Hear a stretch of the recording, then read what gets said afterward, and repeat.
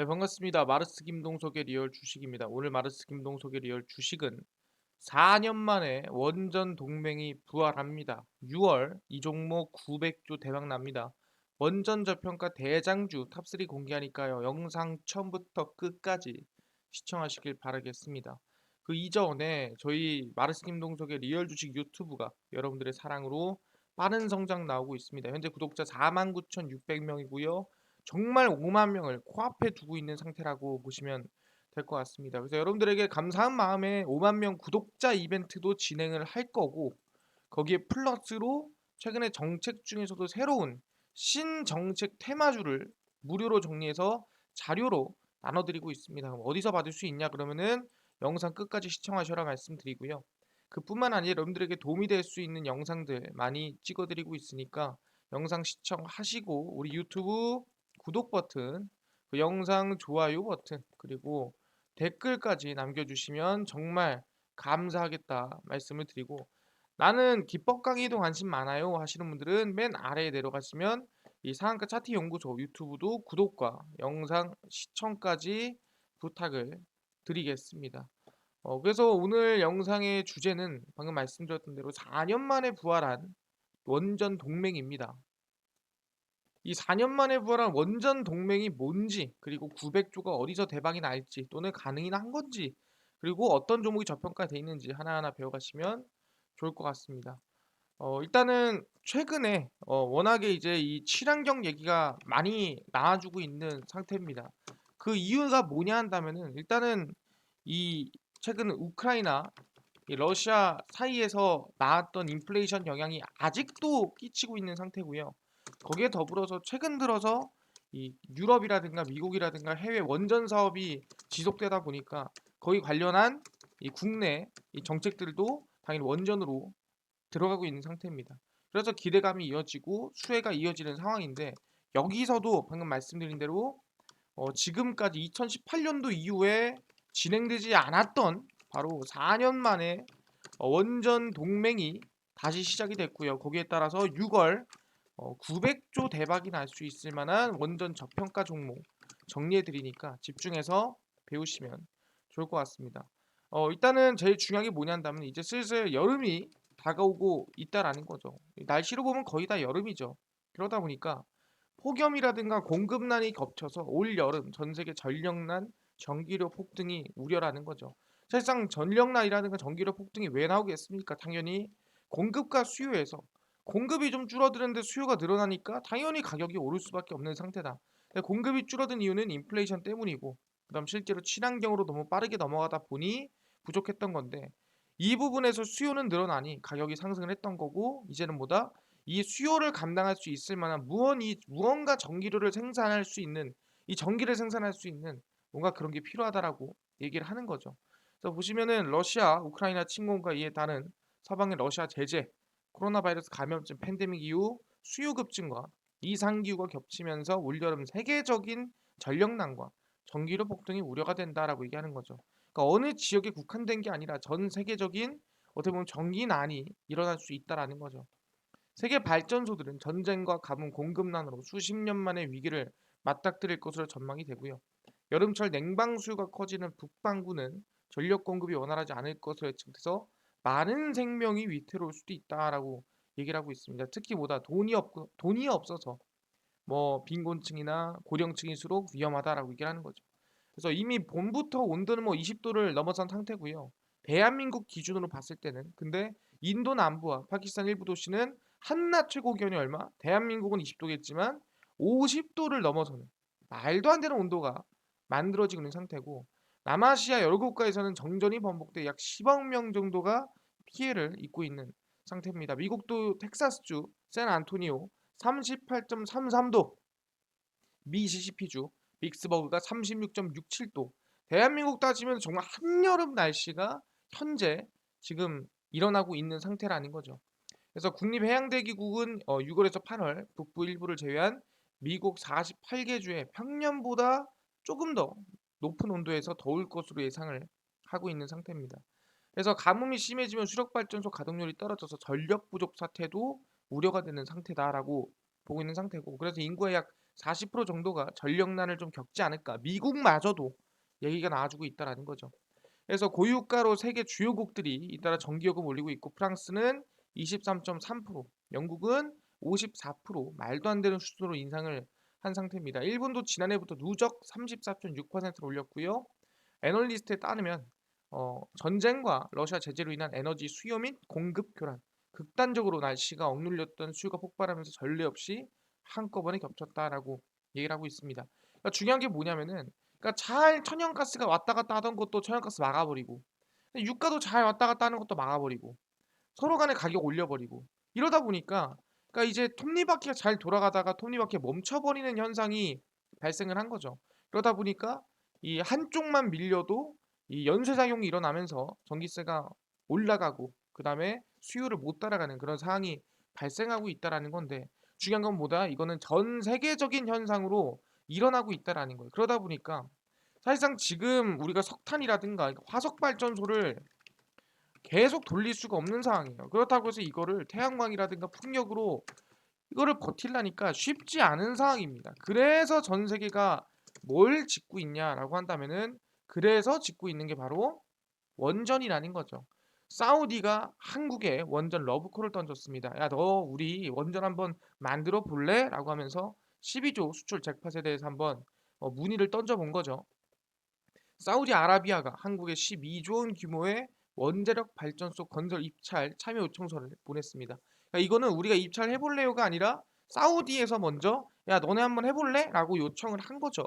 그래서 2030년까지 원전 10기 수출 목표로 내건 이번 정부는 사우디 원전 수주전에 아마 총력을 기울일 가능성이 높다라는 거예요. 우리가 흔히 알고 있는 폴란드, 체코 뭐 다양한 거 있지만 그 중에서도 사우디가 껴버렸다는 거예요.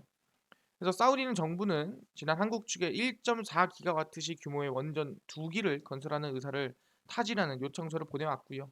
입찰 요청서를 보낸 나라는 한국, 프랑스, 중국, 러시아입니다. 항상 이 원전하면은 붙는 나라들이죠. 그래서 2018년 원전 건설 의사를 타진할 때 예비 사업자에 포함된 미국은 이번에 제외가 됐습니다. 장국과 관련해서 첫 원전 수출 사례인 아랍에미리트 바라카 원전의 성공적 운영과 가격 경쟁력을 높이 평가하면서 상당히 좀 긍정적으로 본 부분이라 볼 수 있을 것 같고요. 2009년 아랍에미리트 원전 수출 계약을 따냈고 이후 22조 원을 들여 한국의 원자로 4기를 준공을 했습니다. 그래서 원전 건설 비용은 당시 경쟁 상대인 프랑스 아레마가 제시한 비용의 절반 수준이었기 때문에 썼다라고 얘기를 하는 거죠. 그래서 사우디가 이란 핵 개발 견제를 이유로 국제 원자력 기구의 핵 사찰을 거부하고 있는 상태고 미국이 이를 이유로 한국의 사우디 원전 사업 참여에 제동을 걸 수 있다는 게 좀 변수라고 볼 수 있을 것 같습니다. 미국 원자력법 123조에 따르면 미국의 원자력 기술을 제공받은 나라는 우라늄 농축 등을 할 때 미국 정부와 의회의 사전 동의를 받아야 된다. 그러니까 미국 허락 없이는 할 수가 없다는 얘기죠. 그래서 한국의 수출 모델인 APR 1400은 미국의 원천 기술을 도입해 개발했기 때문에 미국의 허락을 구해야 됩니다라고 얘기를 하는 거죠. 그래서 뭐다? 이번에 원전 동맹이 진행하지 않았냐? 그러면은 충분히 허락받고 할 수 있는 거 아니야?라고 얘기를 하는 거고. 사우디아라비아가 한국의 원자력 발전소 건설 참여 의사를 타진해 오면서 원전 10기 수출 목표에도 청신호가 켜진 상태라고 얘기를 하고 있는 상태입니다. 세계 최대 산유국인 사우디, 한국이 건설한 아랍에미리트 바라카 원전 성공을 확인한 뒤에 원전 건설에 지금 이 속도를 내고 있는 상태고 방금 얘기한 대로 한국이 미국의 기술을 사와서 개발했기 때문에 미국의 이 기술 허락이 필요하다라고 얘기가 이렇게 쭉 써져 있는 상태입니다. 아 그렇구나. 사우디가 우리한테 12조 규모의 사업을 할래라고 물어봤지만 대한민국이 콜한다고 해서 할 수가 있는 게 아니라는 거예요. 그 뭔 소리냐? 아 여기에 미국 기술이 들어갔기 때문에 미국의 허락이 필요하다. 뭐 때문에? 미국의 법 때문이라고 말씀드렸죠. 정확히 얘기를 하자면은 원자력법 123조에 의거하는 부분입니다. 그럼 이게 과연 미국의 허락을 받을 수 있을까 물어본다 한다면은 충분히 가능한 상황이라는 거예요.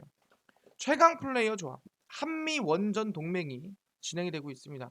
940조 시장을 정조준하고 있다라는 거예요.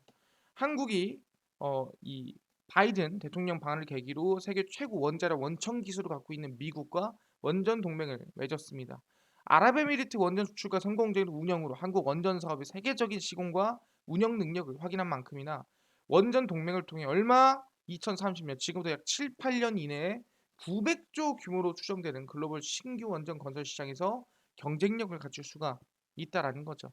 그래서 한미 양국은 이번 정상회담을 통해서 미국 주도의 제3국 SMR 역량 강화 프로그램, 그리고 한미 원천 기술 이전 및 수출 협력 관련 양해각서 체결을 통해서 이 시장 진출이라든가 협력 강화, 그리고 뭐 여기서 중요한 게 뭐냐면은 조속한 한미 원자력 고위급 위원회 HLBC 개최 등의 합의를 했습니다. 이 얘기는 자세하게 다룰 겁니다. 그래서 2030년까지 10기 이상의 원전 수출을 내건 상태이기 때문에 미국과 힘을 합친 것은 상당히 긍정적이라 볼 수 있는 거고, 미국 원자력 경쟁력 회복 전략 보고서에 따르면 세계 원전 시장 규모는 약 940조고, 여기에 대한민국과 미국이 힘을 잡는다면 충분히 900조 시장을 충분히 나아갈 수 있는 상태라고 볼 수가 있는 거죠. 시너지를 만들어낼 수가 있는 거죠. 그래서 첫 번째 시장 진출은 내년 입찰 예정인 폴란드 원전 발주가 진행될 것 같고, 그다음에 사우디아라비아 원전 프로젝트 방금 얘기한 이 규모가 12조짜리죠. 프로젝트도 참여 가능성이 매우 높다라는 거예요. 그렇기 때문에 이 원자력법에 이거 하면은 미국이 허락을 해주고 충분히 폴란드 원전부터 사우디까지 갈 가능성이 높구나라고 얘기를 하는 겁니다. 아, 그렇네요. 근데 알겠습니다. 근데 여기 HLBC가 뭐예요?라고 또 물어보는 사람이 있을 거예요. 전 얘기하는 게 이게 진짜 원전 동맹이라고 생각하시면 될 것 같습니다. 지금도 하나하나 좀 설명을 드리도록 할 텐데,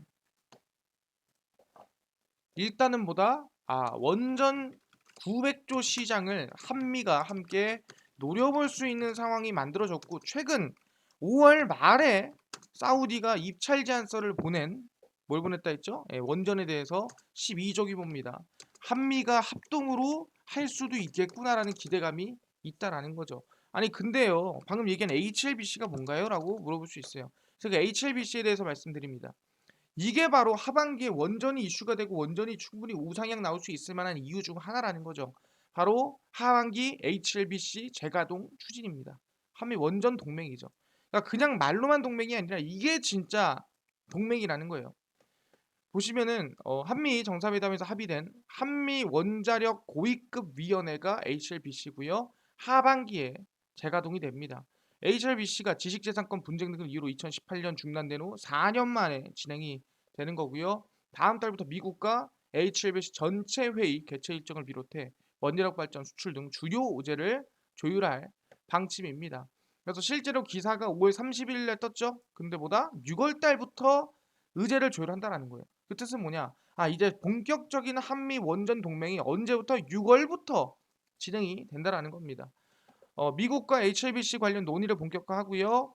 올 하반기 내 제 3차 HLBC 전체 회의를 개최하기 위해서다라고 얘기를 하는 거죠. 미국과 원전 수출 등 차기 회의에 오를 세부 의제도 조율할 예정이고, HLBC는 한미 정상회담에서 족속 개최를 합의한 사안이다라고 얘기하는 거죠. HLBC가 뭔가요? 원자력 분야 한미 협력을 위한 상설 협의체입니다. 2015년 개정된 한미 원자력 협정에 따라 설치가 된 거고요. 사용 후 해결료 관리, 원전 수출 증진 및 수출 통제 협력, 해관보 등 4개 실무 그룹을 두고 여러 협력 프로젝트를 추진합니다. 이게 뭐냐 한다면은 말 그대로 진짜로 서로 믿음을 가지고 핵과 관련된, 원전과 관련된 사업을 진행하는 그런 협의체라고 생각하시면 될 것 같습니다. 근데 2018년 이후에 중단이 됐죠. 그 이유가 뭐겠습니까? 당연히 정권이 바뀌면서 중단이 되게 된 부분이고, 한국전력과 미국 웨스팅하우스가 한국형 원전에 지식재산권을 두고 빚은 갈등이 국가 간 신경전으로 벌어져, 아까 얘기했지만 이게 한국이 빌린 거예요. 기술을 가져온 겁니다. 근데 이거는 우리가 일단 만들어 우리 거 아니냐. 근데 미국은 아니 핵심 기술이 우리 거니까 우리 거다 하고 싸운 거예요. 근데 싸울 게 아니죠. 근데 이것 때문에 싸웠다는 겁니다. 그래서 이제 2018년 이후 한 번도 없었다라는 거예요. 보시면 2015년에 한미 원자력 협정을 개정을 하고요. 15년에 HLBC 전체 회의를 개최를 했습니다. 한 번. 그리고 갈등이 생기고 이제 2차 회의를 개최하고 끝났습니다. 근데 이번 2022년도 4년 만에 재가동 합의를 하고 2022년 6월부터 정확히 6월부터 뭐를 HRBC 전체 회의 개최를 준비를 하고 시작할 거라는 거죠. 그 뜻은 뭐냐? 원전주가 가격이 올라갔던 원전의 기대감이 있었던 과거만큼이나 다시 한번 2022년부터 기대감이 나올 가능성이 매우 높다라는 거죠. 몇 년 만에? 4년 만에. 아 그렇구나. HLBC가 이런 거였구나. 그래서 HLBC에 계속 공을 들였고요. 당초 HLBC 재가동은 탈원전 백지화를 내건 이번 공약이라고 볼 수 있을 것 같습니다. 그래서 새 정부 구상대로 2기를 맡게 됐고요. 4년 만에 최근 회담에서 HLBC 재가동에 합의를 하면서 충분히 가능할 수 있겠다는 얘기가 나와주고 있습니다. 아 그렇네. HLBC가 진짜 중요한 거였고 이게 바로 한미 간의 어떻게 보면 동맹이다라는 증표라고 볼 수가 있다라는 거죠. 그리고 제가 원전 관련주를 매매할 때 뭐가 중요하다 했어요. 이번 2022년도 5월 말까지 뭐가 해결된다 했죠? 바로 SMR 소형 모듈 원전이라는 이 원전의 예타가 어떻게 되냐가 중요하다 했어요. 일단 돈을 넣은 거는 5천억이지만 과연 그 5천억이 그대로 예타가 되겠는가? 근데 깎일 가능성이 높다라고 했죠. 그래서 깎이면은 관련주가 밀리거나 하락할 수 있다. 근데 오히려 깎일 때가 뭐다? 저가 매수 기회라고 얘기를 했습니다. 그래서 깎였나요? 예, 깎였습니다. 그래서 보시면 7,474억 원 원전 R&D 예타가 통과가 됐고요. 탈원전 폐기 원전 가국 추진이라고 얘기 나와주고 있는데 깎인 게 맞아요. 보시면 혁신형 원자로 원전 해체 관련 기술 개발 사업이 예비 타당성 조사를 통과를 했습니다. 그러니까 예타가 뭔지 모르시는 분들이 있는데 말 그대로 돈을 넣는데 이게 타당하냐 타당하지 않냐 이거를 서로 간에 이제 논의를 해서 타당하면 돈 넣고 타당하지 않으면 돈 안 넣는 거예요. 간단하게 생각하시면 됩니다. 그래서 이번 R&D가 진행이 되고요. 혁신형 소형 모듈 원자로 기술 개발 사업, 원전 해체 등등해서 총 7,474억 원이지만 3천억 정도 들어간 걸로 예상하고 있습니다. 그래서 보시면은 R&D를 추진하기로 예상을 했고요. 그래서 얼마? 사업비 3,992억 원입니다. 약 2천억 정도 깎인 상태고요. 그래서 올 하반기부터는 관계부처와 사업 기본계획 구체화, 사업 예산 확보, 사업단 설립 구성 등 추진이 됩니다. 그래서 2023년 혁신기술개발과 표준설계, 혁신기술개발 및 표준설계, 인가 신청 검증하고 이제 계속해서 만들어 나갈 예정이라고 보고 있는 상태고요. 원전 해체 경쟁력 강화 기술 개발 사업도 추진 예정입니다. 약 3천억이 들어가고요. 그래서 제일 중요한 건 뭐다? 이 3,992억 원입니다. 예, 요 정도 돈이 들어갔다라는 거고 이제 원전 해체에는 3,482억 원. 요 중요한 건 뭐다? 아, 원전에 대해서 우리가 일단은 만드는 것도 중요하지만 어떻게 보면 맛이 간 것도 있을 거 아니에요. 원전이 있어도 이거는 80년 동안 쓸 수 있다고 하지만 그 전에 관리를 너무 안 해가지고 무너질 수도 있고 이거를 버려야 되는 걸 수도 있잖아요. 그럼 이걸 해체할 수도 있는 거고 해체를 한 다음에 뭐예요? 이걸 재활용할 수도 있는 거기 때문에 해체 사업도 매우 중요하다라고 우리는 볼 수가 있다라는 거죠. 아, 그렇구나. 해체에도 3,400억 원이 들어갔구나라고 판단할 수 있습니다. 2023년부터는 현장 맞춤형 해체 기술 개발 및 실증 기반 구축이 들어가게 됩니다. 그래서 독자적인 원자로 확보, 원전 수출 확대입니다. 당연히 나오는 게 뭐예요? 이 기술 개발, SMR이라든가 이 원전 기술 개발 함으로써 우리는 몇십조 또는 몇백조 이상의 원전 수출을 만들어 보자라고 얘기를 하는 거죠.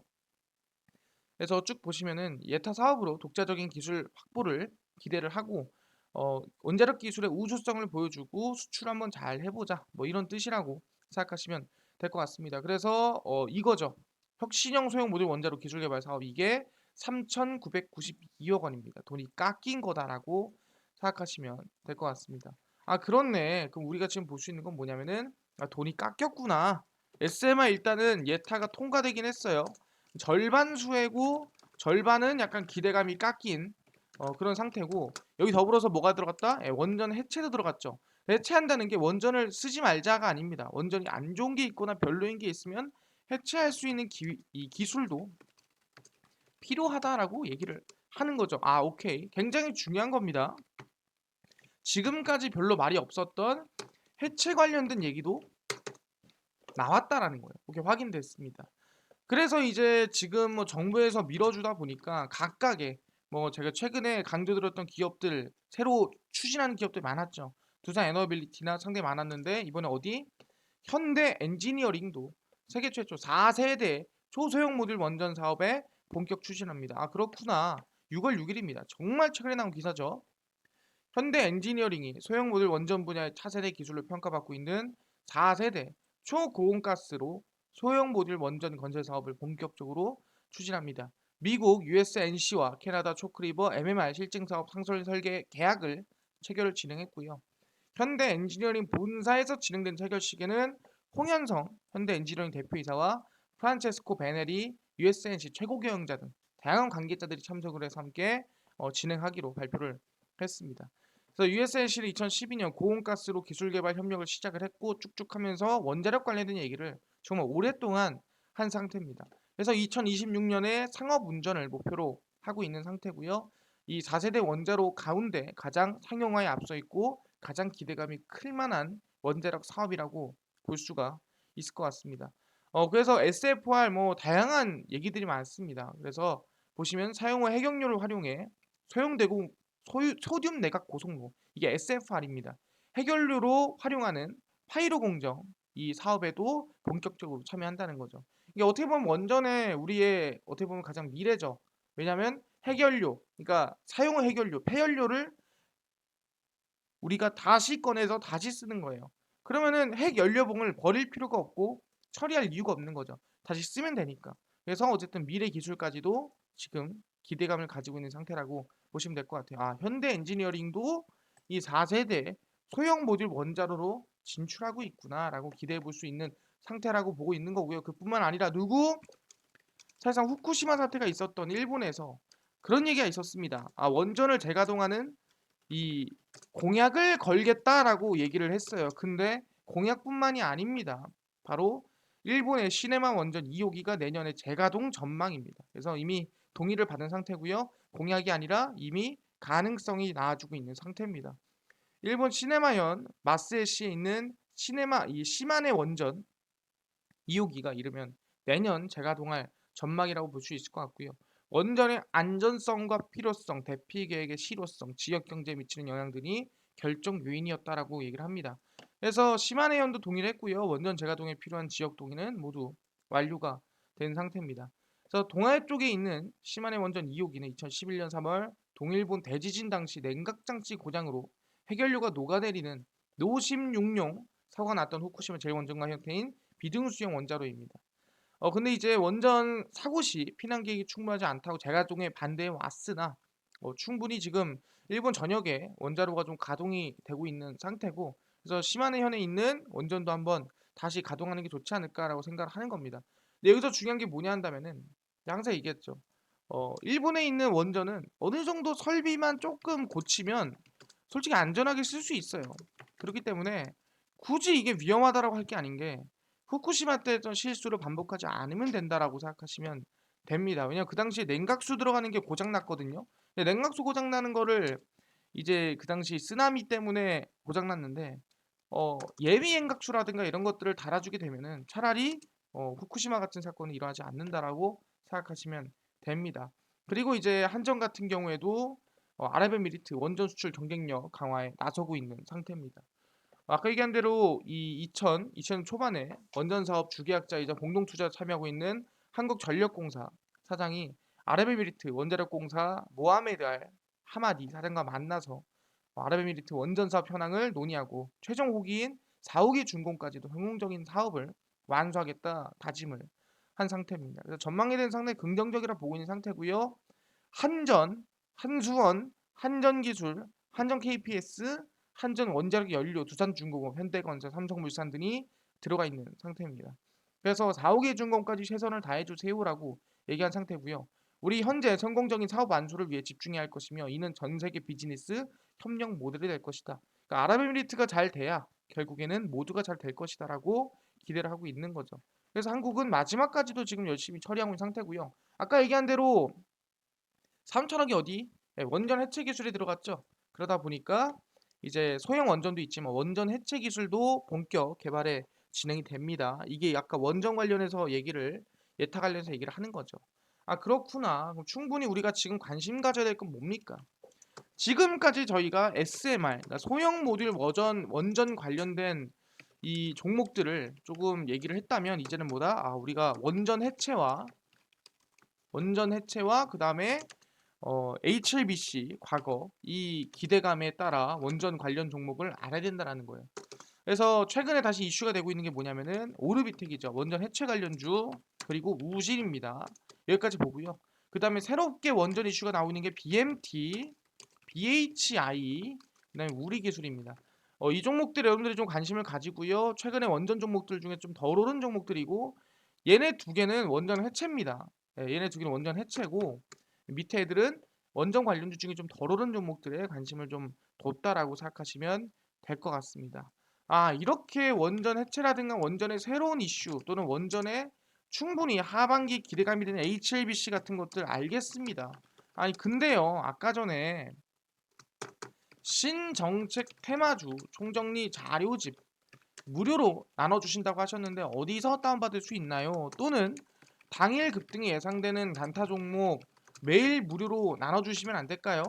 또는 장 시작 전에 급등이 예상되는 뉴스라든가 시황 무료로 좀 정리해 주시면 안 될까요? 또는 테마주라든가 매매법이라든가 강의를 좀 무료로 좀 나눠주세요 하시는 분들이 있어서 김동석 대표가 100% 무료로 나눠드리고 있습니다. 어디서? 바로 김동석의 리얼 주식 연구소라는 100% 무료 어플이고요. 이 어플은 각 스마트폰 안에 아이폰을 씁니다. 그럼 앱스토어에서 무료로 다운로드 가능하고요. 갤럭시를 씁니다. 그럼 구글 플레이, 플레이 스토어에서 무료로 다운로드가 가능합니다. 앱스토어, 구글 플레이, 플레이 스토어 각 스마트폰 내에 접속을 하신 다음에 뭐라 검색하냐? 김동석의 리얼 주식 연구소라 검색을 하시고요. 그럼 이렇게 김동석의 리얼 주식 연구소 어플이 화면에 뜨게 됩니다. 100% 무료로 다운로드 가능하고요. 꼭꼭꼭 무료니까 설치를 하셔라 말씀을 드립니다. 이 어플을 설치를 하시고 나면은 이렇게 김동석의 리얼 주식 연구소 어플이 화면에 뜨게 됩니다. 100% 무료 어플이고요. 당일 급등이 예상되는 종목을 무료로 알려드린다라고 말씀드리고 급비 분석은 장 시작 전 시황입니다. 시황을 정리해드리고요. 급비 자료는 테마주라든가 매매법을 다 무료로 나눠드리고 있습니다. 아까 신정책주 테마주는 어디서 다운받을 수 있나요? 하신 분들이 있습니다. 당일 리얼 추천주고 꾹꾹 누르시고요. 들어가시면 이제 저 여기에 4만 명대 나눠드렸던 달성 자료 배포가 있습니다. 여기서 이제 신정책 테마주를 정리해드리고요. 누르시면은 저희가 보시면 정책주 총정리 자료집 해서 올려놨죠? 이거를 100% 무료로 누르면 다운로드 받을 수 있으니까 꼭꼭꼭 다운로드 받아가셔라 말씀드리고요. 이뿐만 아니라 저희가 이렇게 매일 6월 3일, 2일, 30일, 30일, 27일에서 추천주를 올려드리고 있습니다. 당연히 6월 7일 추천주도 올려드릴 거니까 어떤 종목인지 확인해 가셔라 말씀을 드리고요. 이뿐만 아니라 급비 분석에서는 장 시작 전 시황을 올려드립니다.